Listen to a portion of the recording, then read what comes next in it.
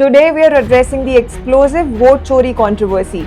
Rahul Gandhi has accused the BJP and Election Commission of stealing votes, presenting what he termed an atom bomb of evidence. But do these claims hold water, and are they unique to the BJP? On August 7, 2025, Rahul Gandhi presented a PowerPoint based on Mahadevpur in Bangalore Central, claiming that out of 6.5 lakhs votes, a staggering 1 lakh 250 were effectively stolen through 5 alleged manipulations. 11,965 duplicate voters, around 40,000 fake or invalid addresses, 10,452 bulk registrations at the same address, 4,132 invalid photos and 33,692 instances of Form 6 misuse.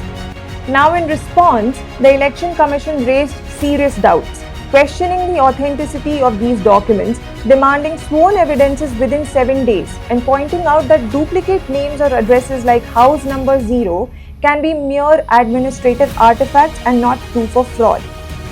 Now, let's consider a critical counter-narrative. This is not an issue unique to BJP. It's a legacy. In the 2008 cash for votes scandal, Congress-led UPA allegedly bribed MPs to survive a confidence vote.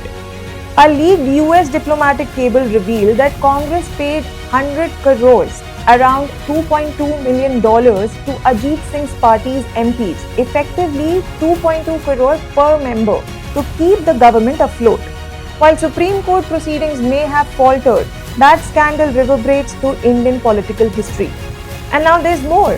BJP MP Janardhan Mishra recently recalled how, under Congress rule in 2003, over 1,100 fake voters were registered in a single room during the Madhya Pradesh Assembly elections, a manipulation so blatant it became central to the BJP's campaign strategy in Rewa. Other examples of manipulation include Operation Duryodhan, a 2005 sting operation exposing MPs across parties, including one from Congress, accepting bribes. They were between 15,000 to 1,10,000 to ask questions in Parliament. Moreover, in Karnataka's RR Nagar during the 2018 Assembly election, nearly 10,000 voter ID cards were discovered in a single flat, a scandal implicating both Congress and BJP actors.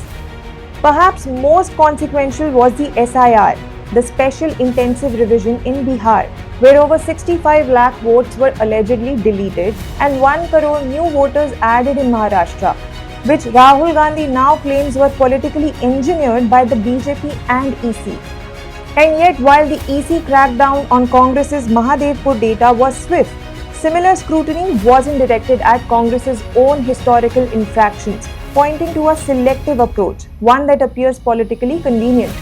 Rahul Gandhi's Mahadevpur numbers are dramatic, but they're being legally challenged.